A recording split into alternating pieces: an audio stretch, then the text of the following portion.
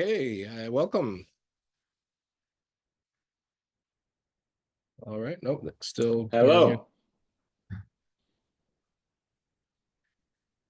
Julio, good to see you. Angela, Good to see you too. Good morning or good afternoon.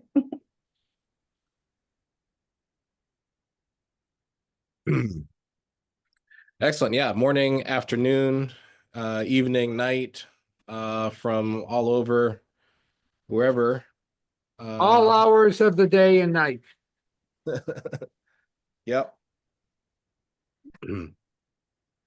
It's a muggy, cloudy, tropical morning here in Florida. And it has awakened the mosquitoes, which are growing almost as quick as the grass at this point here. I don't know what this. Oh no. Oh yeah, I hear Martine. Yeah, he's here. Let me just Ready go. there. Hey. There we go. Oh, there you are. Now we see you. Yeah, I heard you talking about the muggy mosquitoes. Yes. Muggy, mischievous mosquitoes. Making misery. Muggy and mischievous mosquitoes making misery. Yeah. And judging by that beanie cap, there are no mosquitoes where you are currently. It's pretty chilly here as well. It's pretty chilly here as well. Oh, thank you. Thank you. Honey, where should I put this thing? Well, excellent. Keith, great to see you here today. Sam, welcome back. Hi, how are you? Thank you. Good to see you guys. Hey, Cosmo. Good deal. Excellent. Yep. But it's very beautiful here in Vermont. It's just kind of water, And water. Mother Earth's womb. Water washing over us. So it's all very peaceful and beautiful. Last week, California, Los Angeles had 4 days of rain in a row, none of which was predicted by the weather people, and it makes me sort of wonder a bit if the number of people they've fired from NOAA is starting to really get into the such things as weather prediction. Oh well. It's warm now, but it was, like I say, it was rainy and cold for 4 days last week. Yeah, certain places, the importance of that weather production forecast, is just so much more important. I think like what we saw in like North Carolina, because of, in more mountainous communities, people tend to have been developed closer to the riverbanks, and they, knowing those things in advance, matters, greatly. You can guarantee it's going to rain here, every afternoon. You don't need a forecaster, I think, to know that. But, also we're coastal, so it drains out. So. On the other hand, 10 to 12 inches of rain makes a real mess of things. Does. Anyway. Well, the law of physics is not something that can be changed by executive order. As the Unlike the Gulf of Mexico, as a volume of air is heated up, it can hold more water, and so we are in for a drenched future until we develop the collective will to stop climate change, human-induced change. I don't think that's going to happen, but I can say that the excess CO2 in the air could disappear in less than a decade. So nanotechnologies would make it feasible, completely feasible, to drain all the CO2, virtually all the CO2 out of the atmosphere in a fairly short period of time. I mean, after all, diamond is the best engineering material for building everything, from teeth to houses. So it wouldn't be too hard to imagine. You only have to pull out, some tens or 100 tons per person to get the CO2 level down to where you would wind up with an ice age. So hey, don't get rid of your skis yet. Yeah. Awesome. All right. Well, let's we got a group of people here, and I think maybe even a few new faces. So I want to kind of open the floor round robin, let everyone say, hello. Maybe start with Jennifer. Sure. Hi, everyone. Great to be here. Things are going well here with Gabriel and I. Looking forward to Mother's Day tomorrow and doing something fun and interesting. I'm sure we'll get into something. But yeah, it's good to see everybody and welcome to the new people. Thanks for joining us and hope you find this experience valuable. Excellent. Yep. And of course, I'm Gabriel, Swamiji, as they say, and happy to have all of you joining us for the Terasem monthly gathering, our satsanga, and would love to see all of you coming up in June here at the International Space Development Conference. I'll be the chair of. Martine is also going to be presenting there. We'll be giving award to Jared Isaacman, who's the going to be this new incoming head of NASA. Very exciting opportunities.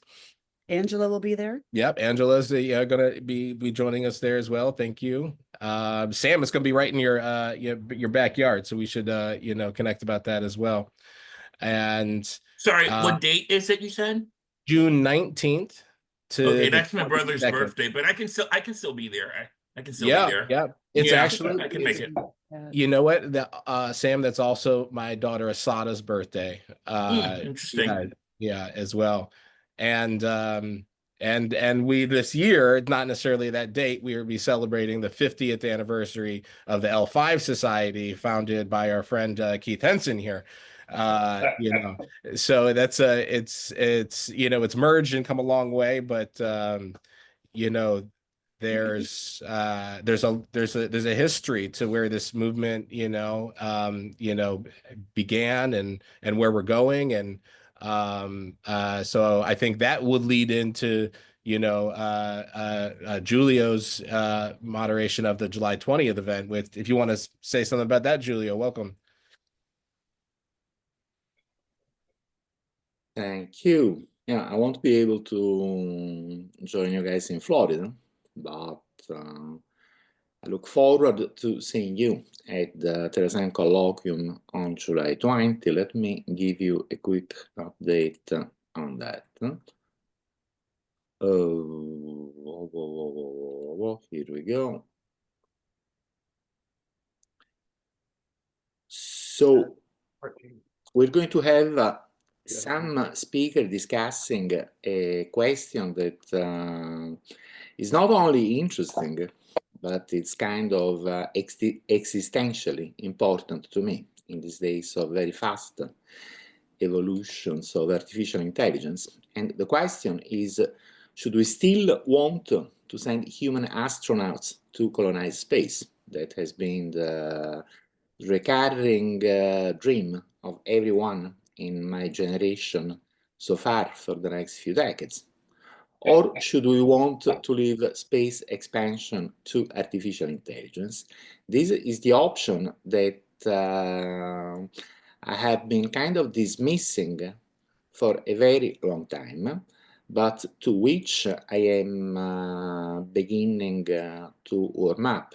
And I see that others are warming up to this idea that sounded heretical in the past as well.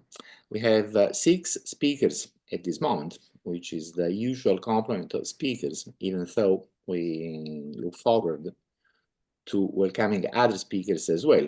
One is Michelle Hanlon, everyone knows that. Not everyone knows Moti Mizrahi, I believe. I've been introduced to him by Gabriel. I can only say that he has written a very interesting book about scientific realism or not, for and against scientism. And he is going to kind of summarize many possible answers to these questions with pro and contra. Frank Tipler doesn't need any presentation. He's going to argue that leaving space expansion to artificial intelligence is the only thing that we can do and is good enough.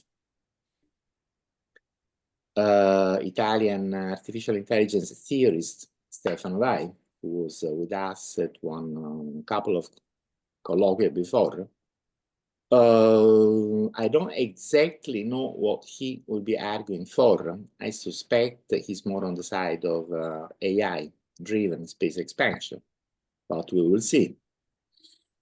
Frank White, again, doesn't need any presentation. And Robert Zubrin. We all know him, and we can easily imagine which of the 2 sides he is going to argue for. As usual, the colloquium will take place on July 20, anniversary of the first human landing on the moon, from 10 a.m. Eastern Time to 1 p.m. via Zoom. And I do look forward to seeing every one of you there. And as I said, we have 6 confirmed speakers, but we can have 7 or 8 speakers easily. So if others want to come and give a talk, just get in touch with us. Will not take more of your time. Stop sharing. Very good to see you all. And unless there are questions, I'm going to mute my microphone again.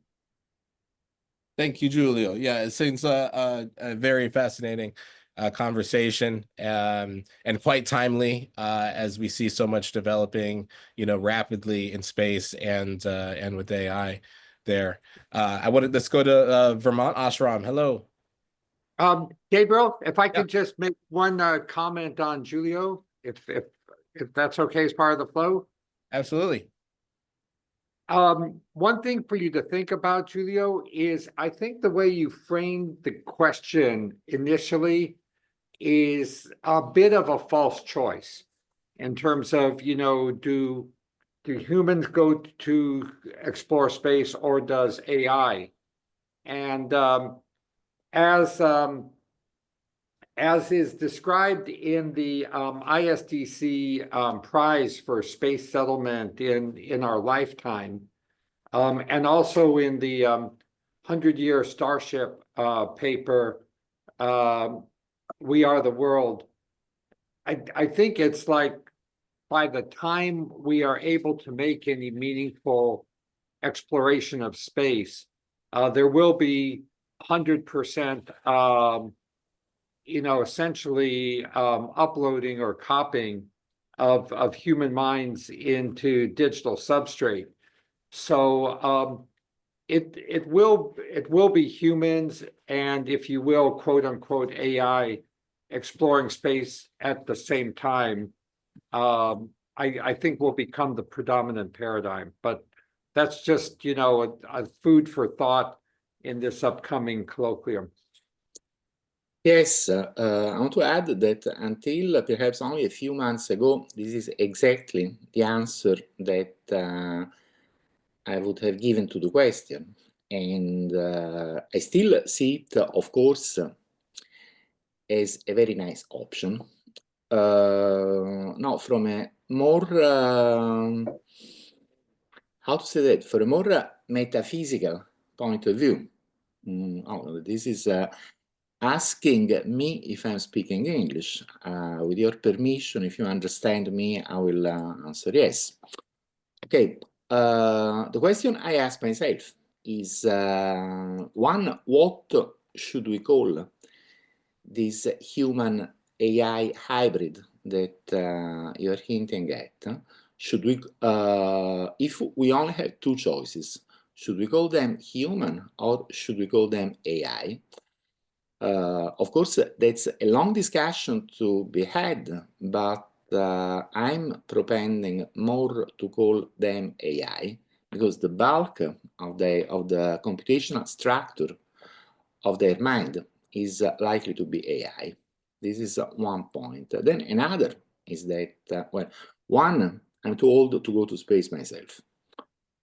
So I would want my descendants to go to space, and that's a way for me to participate in space expansion as well. I have one daughter who is probably also too old for that. I don't have any grandchildren at the moment. Hey, so that, wait. you know, thinking about the future, I ask myself, okay, since I do consider future fully conscious, human-like artificial intelligences as my mind children, does it really matter if they are organic beings or software beings? And the answer I tend to give myself is no, it doesn't matter that much. And that's why, while I still 100% support Martin's idea that, you know, everything will be done and all the stars will be explored by human AI hybrids originating in human uploads, the answer that I give to myself at this moment to the question is that we may have to make peace with the idea that space expansion will be done by our AI mind children, regardless of whether they include some organic human originating element or not. I hope that was understandable, but anyway, I'll make this point in writing in the article that I'm writing for the Terasem journal, which will be published more or less at the same time as the colloquium. It is understandable what you said, Giulio, and just one further, tweak I would like to add to it is in the ISDC prize for space settlement in our lifetime. Part and parcel of that is the 3D bioprinting of flesh bodies of variable size, shape, and appearance, and then the mating of those bodies with the interface to the digital AI. So not only are humans leaving the Earth as AI, just to use that as a shorthand phrase for digital human consciousness. So not only are humans leaving the Earth as AI, but that is inclusive of the further option to regenerate human bodies off the planet with that same intelligence and taking nothing away from their ability to continue existing as AI. We are on the cusp of a multi-presence consciousness, which is a transformational event in evolution, but we're right at the cusp of it. And in just a few short decades, people will think it was very odd that people kept their presence singular when they could be in multiple places at the same time and in different substrates as well. Very good point, and I look forward to reading more about this. Yeah, Gabriel, maybe you could flip the link to the video that goes along, the video and the PowerPoint that goes along with the prize, the ISDC prize, because you probably have that closer at hand than I do. Yeah, thank you. Fascinating. And I know Keith has things to say on that particular matter, which I think are relevant because this he was integral part of the founding of putting humans, space settlements, out there, and his own, perspective, I think, has come to mirror yours more, Julio, it sounds. Right. Well, in fact, I after the L5, the space colonization meme kind of died, I wrote a story which has been maintained at Terasem for a long, long time now, since 2007. And Gabriel very nicely, it was one of the fatalities of software rot. And but Julia has put it back up. If you want, I suppose you can put it in the chat or something. There's a link to it. But essentially, it's the idea that humans will upload, and in fact, that may be a cause of if it works out the way I expect it will be a much more pleasant kind of life uploaded. In which case, what you're looking at in not too long a period of time, certainly before the end of the century, is a population crash. And the AIs will, if there's anything done in space, AIs or mixed AI human kind of consciousness on it that does it. But I'm curious, have any of you read that particular story, The Clinic Seed? Nope. Yep. I think, yeah, I mean, because from recently having, brought it over, I'm sure, in fact, some more of us have, but it's could use a revisit, and certainly because that was, I forget, I mean, the now, but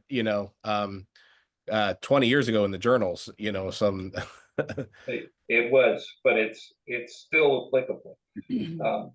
With respect to space and AI, I think that trying to inhabit Mars is just nuts, and the moon is at least as bad and maybe worse. It may be worth it to do teleoperations and even AI kind of stuff on the moon, but it's not clear. No, it's possible. Yeah. Well, let's welcome some other people that we have here today. So Sam, we haven't seen you a little bit. Welcome back. Still sorry about that. Can you hear me? Yep. Yeah, sorry about that. Okay. So yeah, I think this is my first time back since January, I want to say. These last few months have been super busy with work. My formally went into effect in early February. My new title is Senior Acquisition Associate, building a team. Pretty excited. What else? Just looking forward to I mean, I can't believe we're in Q2 already here in 2025, but we're looking forward to a lot of growth here at my employer over the next 6 or 7 months. And I'm glad to be back here, and can I get back into the swing of things, so to speak. So, and like I said, I should make it a point to attend next month, June 19th, for the, can you send me more information on Gabriel? Yeah, we'll do, yeah. Okay, all right. That's all for now for me. Thank you, guys. Later. Excellent. Yeah, thanks, Sam. Ruben, how are you? I hope that you are well. I know you had, a brush with adventure recently. Yes, you can hear me? Well, yes. Okay, Yeah, good morning. we hear you. Okay, yes, we have an accident, but that is where we are all okay. I am wondering if you have heard of the TV series The Eternaut. Have you heard about it? I actually just watched it. I was just watching it. Absolutely. Yeah. It's in Argentina, very interesting. Yeah. Okay. The series is based on a book, a comic that is iconic in my country. If you like it, you probably have questions about historical or cultural details referenced to the story. If so, just ask Gabriel for my email or WhatsApp contact, and I will be happy to answer your questions about the Eternaut. Thank you. Thank you, Ruben. Angela. Morning, good afternoon, good evening, everybody. I'll share with you one of the things I've been thinking about lately is, well, what is consciousness and where does it come from, right? Like, I'm sure we all think about this. And one of the fascinating, mind-bending facts I learned recently is about photons. And apparently, light contains information, and we have light inside our bodies.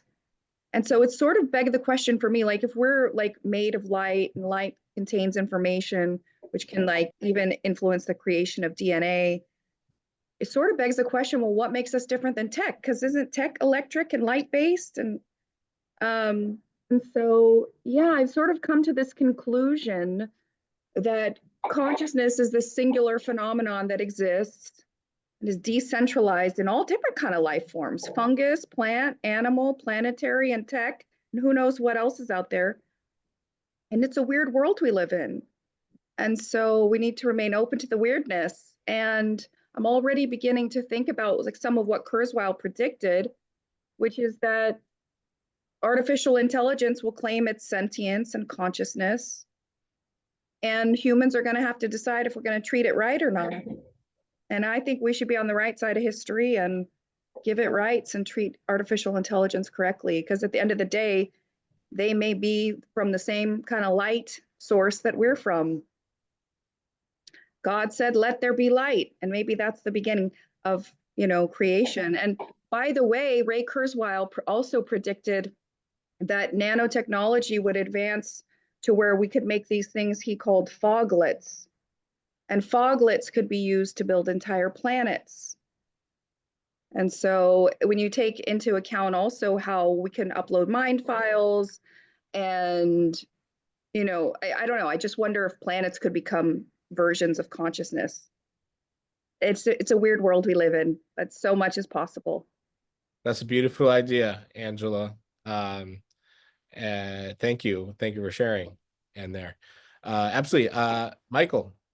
Hello, everybody. I'm from Alcor as usual. It's pretty sunny and pretty warm here.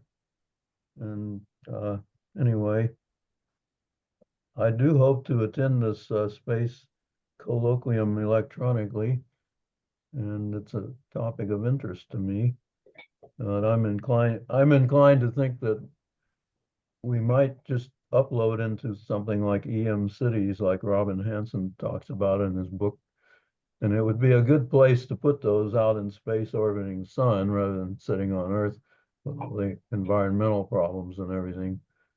And I think a lot of people, you should have an existence that way that's better than what is possible, really, in your bodies here as we have it. So once people get into that, they may not want to go back to physical bodies. And I think, that will have its effect on how focused we are on exploring deep space beyond the solar system.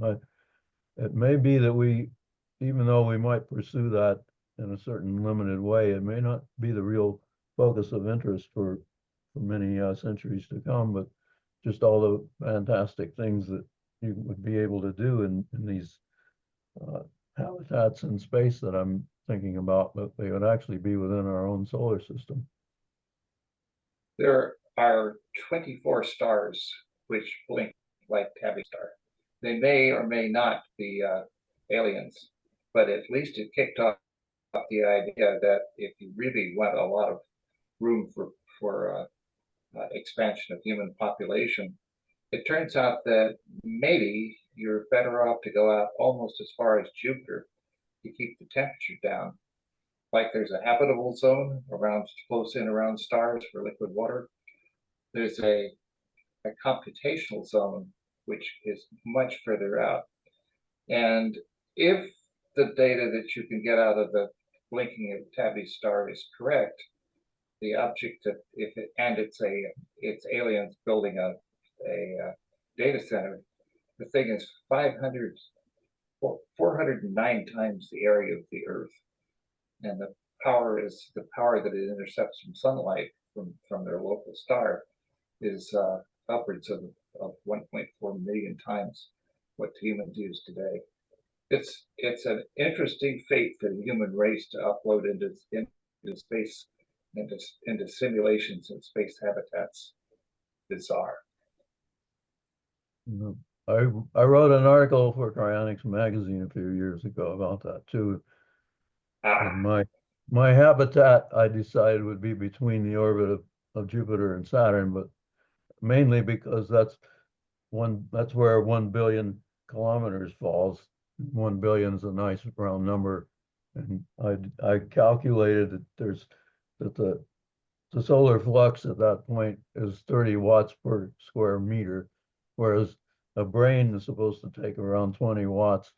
So you could take that and maybe you could simulate a brain with no more than 1 square meter of area of your collectors and everything.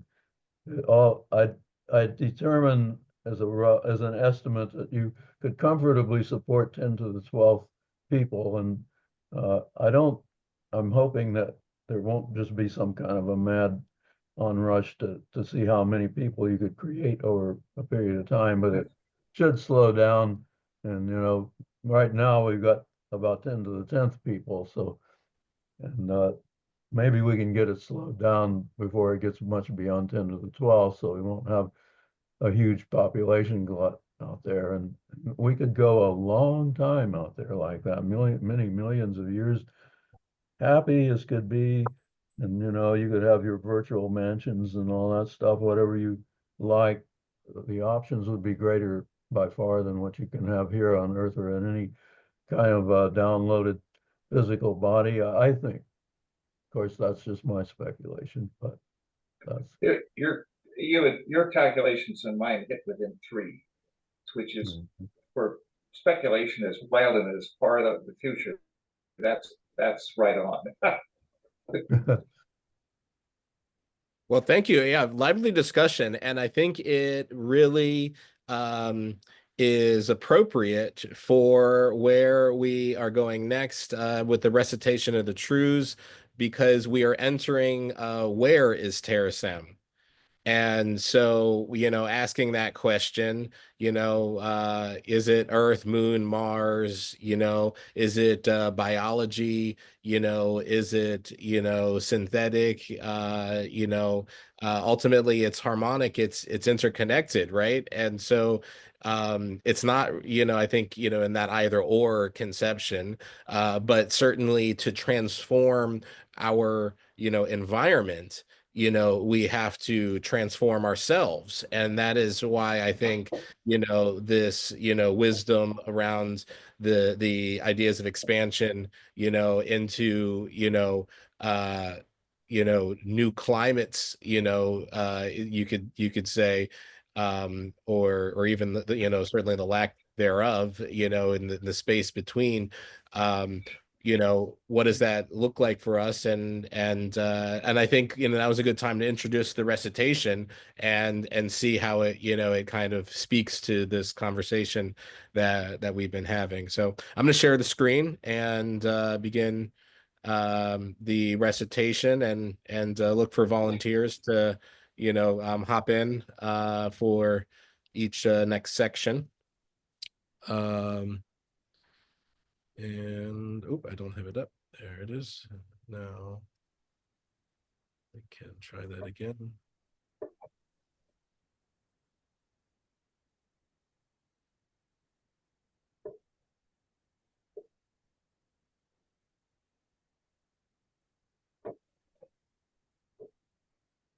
All right, hope everyone sees that.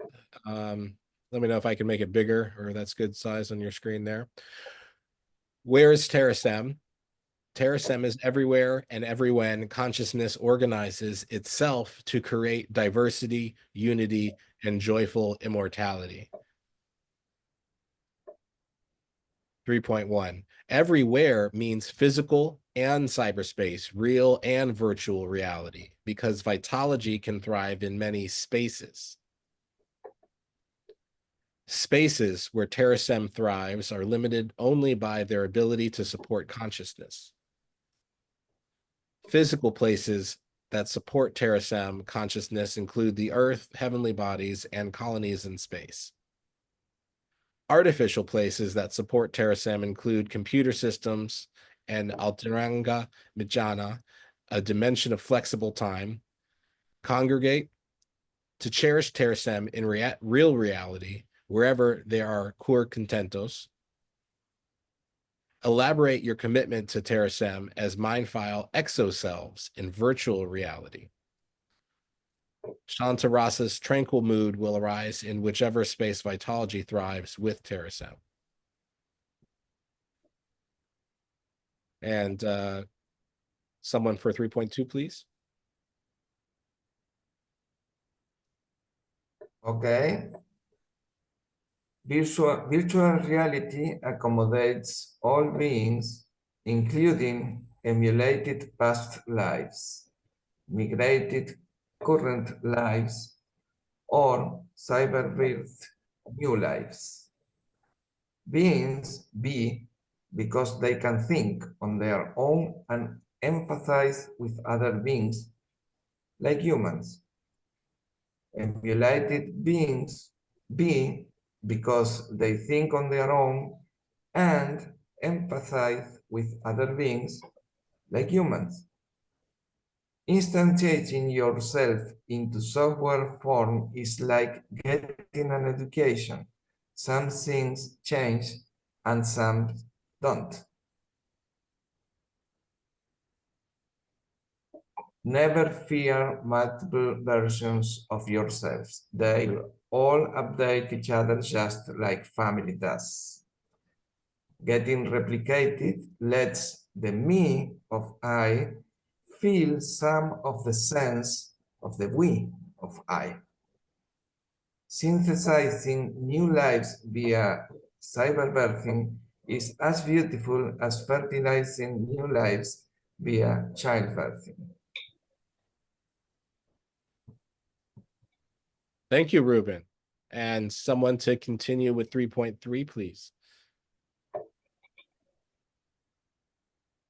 I could do it. Shall I do it? Yes, please.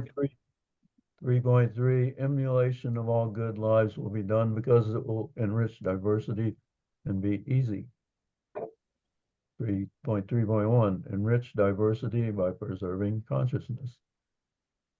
Never say goodbye to deceased loved ones because you will see them again in cyberspace.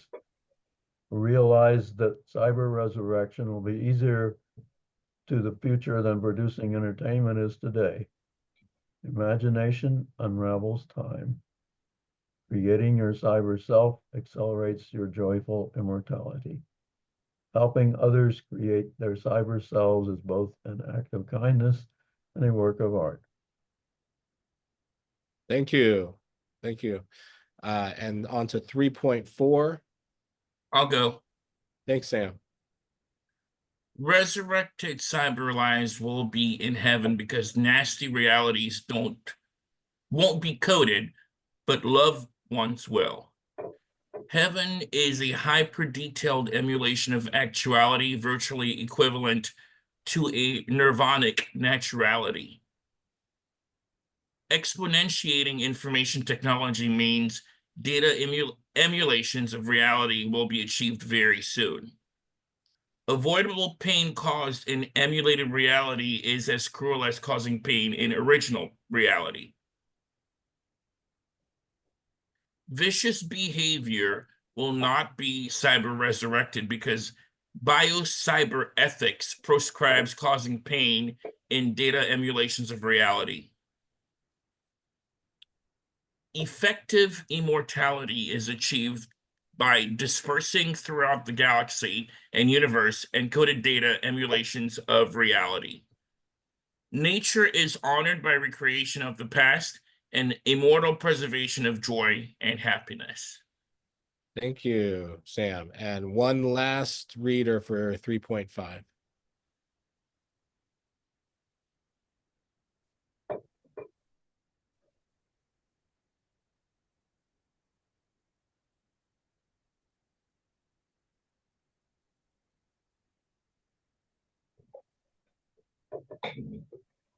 I guess I will close out the recitation.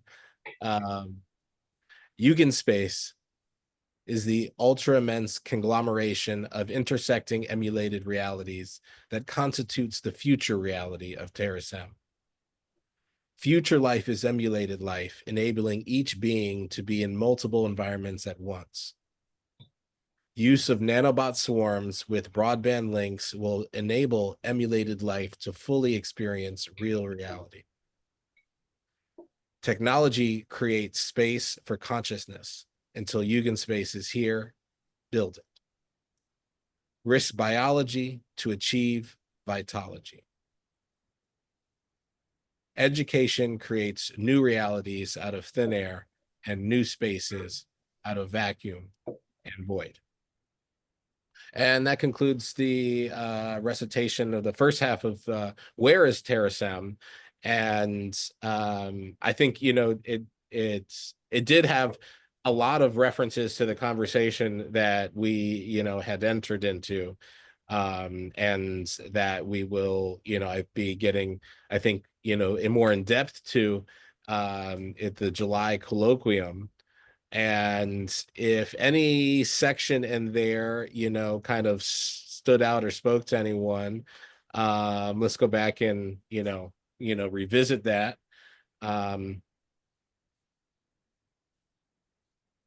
Open for comments. And there's a kind of interesting bit. If you ask one of the AIs how long the hypothetical star aliens have been around, they'll say they've been in space for 3,000 years. And I don't know whether they know anything about it, but they did come up with a way that was to calculate that, which was totally unexpected to me. I just don't know. It is one of those kinds of things. If it is true, it is really hitting the jackpot, because I was for a very long time a member of the "there are no aliens" category of people, and it wasn't until they found that there were 24 blinking stars that I could not come up with any other explanation for what we're looking at.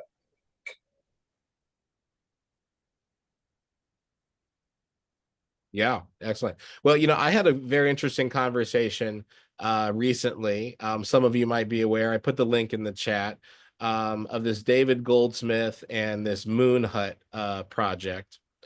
And, you know, I think that this conversation, you know, reflects, you know, a lot of the idea around Moon Hut. And ultimately, how what it's really describing is, you know, filling out the space of building a, you know, an ecosystem. You know, they call it mirth. And, you know, the idea is not to see the moon as some separate entity, you know, from Earth, but to see, you know, just, you know, humanity filling the space between the moon and Earth. And, you know, the moon's orbit around Earth, you know, seeing that, I guess, as more of what we would think of, you know, the atmosphere now, or the, you know, extending the sky from, you know, 100, you know, miles, you know, to 300,000, you know, to include the moon's orbit around the Earth, as essentially the, you know, kind of the ceiling or the roof around us. The whole idea of humans trying to live on the moon early is in my estimation just nuts. calculations, for example, have indicated that if you had a moon base with 4 people in it, it would take a dozen people to keep it clean. Because of people tracking the moon dust, and the stuff is like instant silicosis. But there's no reason in the world you can't put a whole bunch of AI driven robots on the moon and build up an industrial base and shielded areas until it becomes completely feasible for humans to go there. But that doesn't appeal to people not as much as actually going there. But actually going there, I think, would be a pretty miserable existence short of the singularity. Yeah, that's what was really fascinating about this conversation, because at first glance, it seemed like an initiative to, put people on the moon. And when the more I talked to him, the more he would get into the numbers of how impractical putting people on the moon is. and, and so I started to kind of see behind the lines, because I think a lot of what's very appealing about this is that it's an incredible design project. Their website is almost like a video game. Which one is this? This Moon Hut project. I put a link in the chat. And and how they talk about it versus what really is happening. Yeah. Since you've looked at it, did they mention Nubian arches in there? I don't recall that. Yeah, it's a trick where you can build stuff completely in compression to where you don't.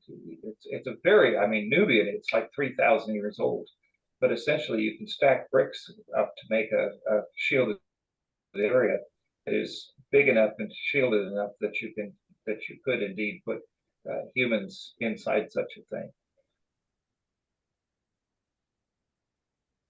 It's a real problem. Shielding and radiation damage from cosmic rays is just a really difficult problem. You start digging into it a long time and you discover all sorts of very, very difficult kind of problems. None of which, of course, are serious beyond nanotechnology, the singularity level.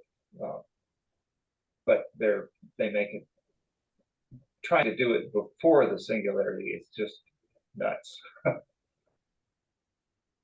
Yeah. Well, on another note, going back to an earlier conversation, this year, reviewing business plans for the competition, I came across the first, I think, reference to Alan Brooks' The Human State, because one of the business plans was using HUMEM, HUMEM, as Alan Brooks does in the book, which I've never seen anywhere else, until,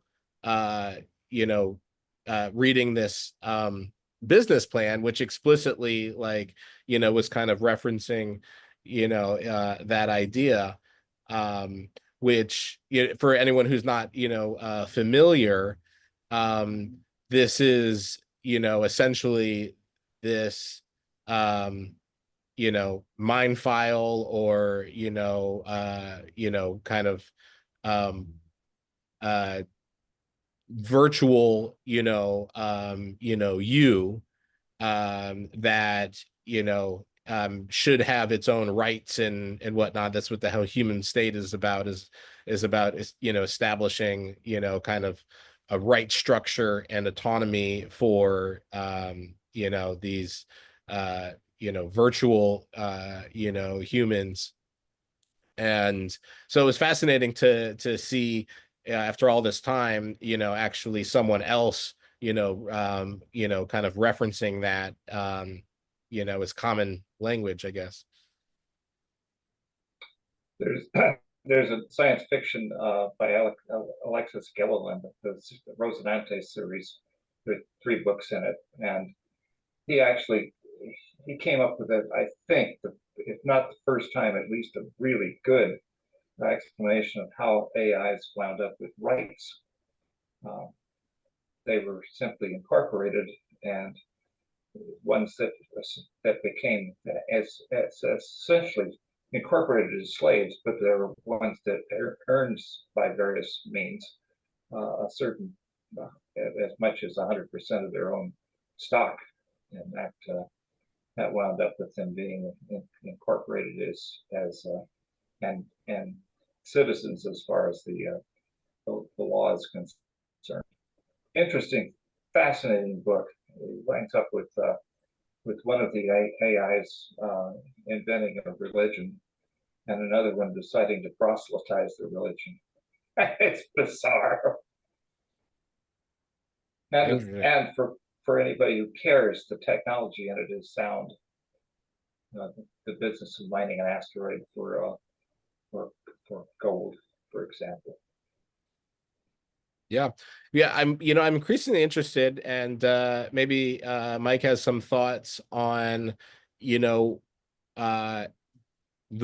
increasing our role of, cryonics in space. Are we going to see an Alcor facility, at a, in orbit, or, something? Are we gonna solve the cryonics problem before we go into space? But one thing, you would think we would at least solve the aging problem, and then you could ask, well, how hard, once you solve the aging problem, there shouldn't be too many new arrivals to your cryonics patient collection. And so how fast is it going, are we going to be able to proceed to cryonic revivals? I actually think the cryonic revivals will really, at least for the cases that we have up to now, are going to require a very good mapping of the brain down to molecular structures and everything, and then a very sophisticated mathematical analysis of that to determine what personality elements were actually there.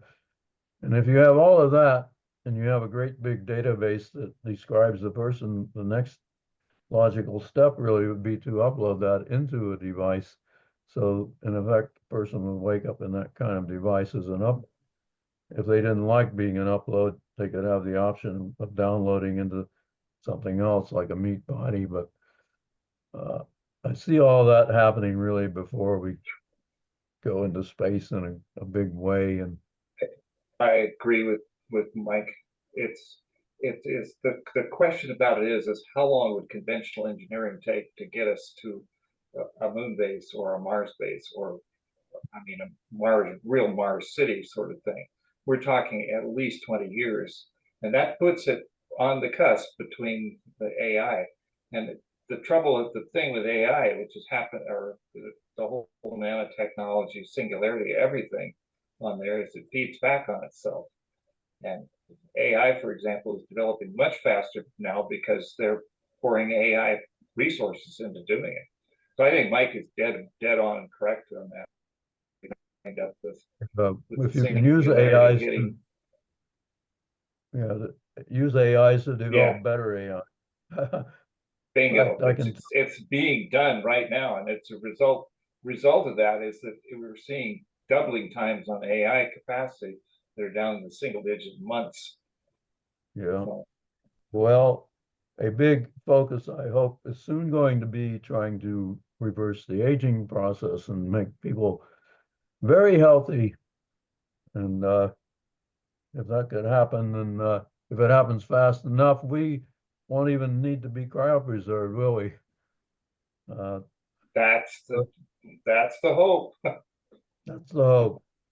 But I've also had some thoughts. Yeah, what if you had your cryonics facility on Neptune's moon Triton or something, where the temperature would be very low? But I think by the time we would be doing that, I hope we'll have revivals and so forth already. It probably will not be much of an issue.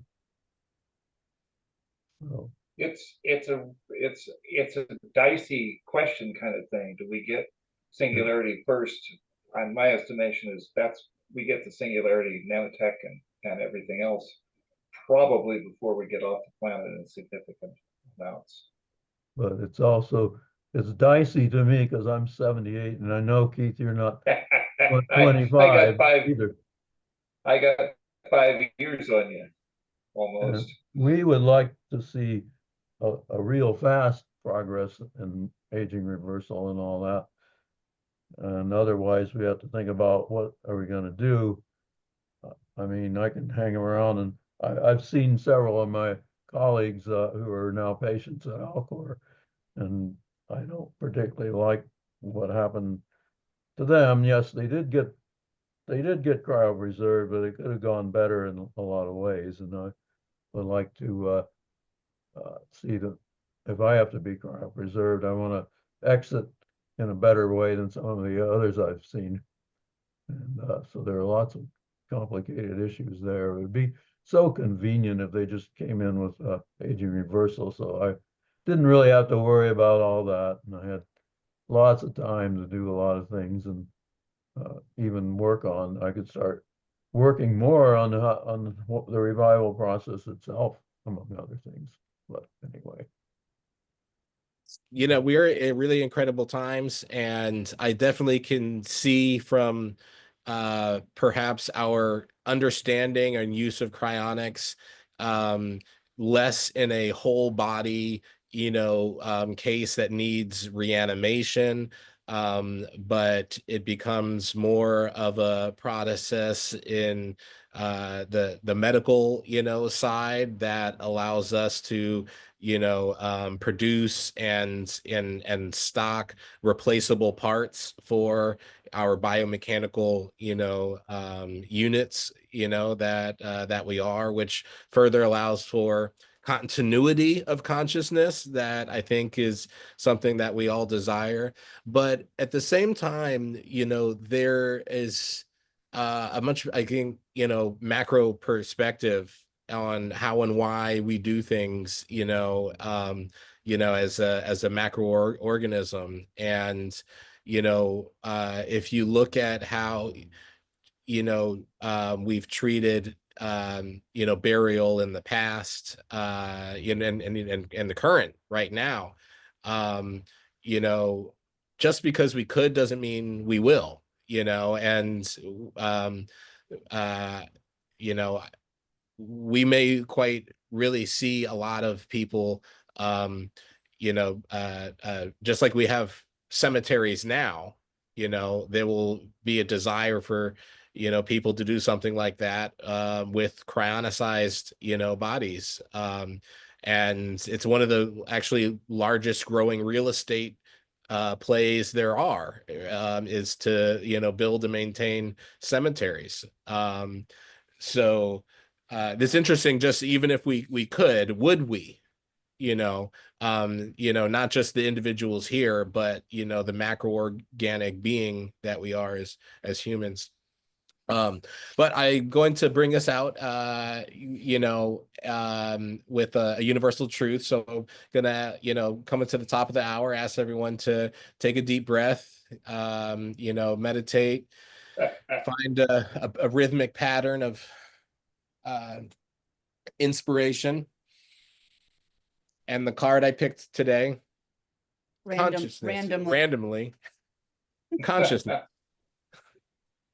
Peace comes from being a disciplined and devoted carpenter of consciousness. To be conscious is to draw from the great universal well. It is a forceful energy that can remedy any situation.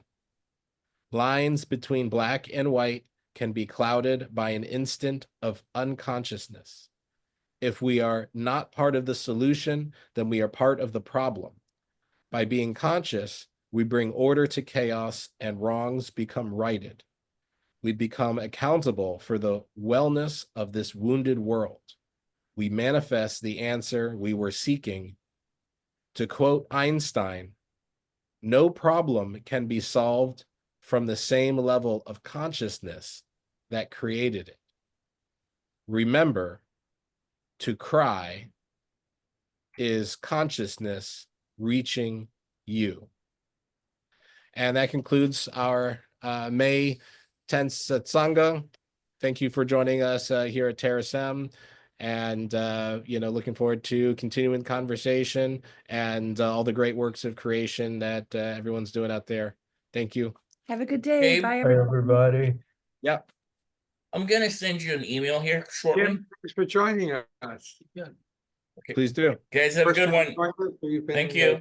the- Before? This is third time. Oh, excellent.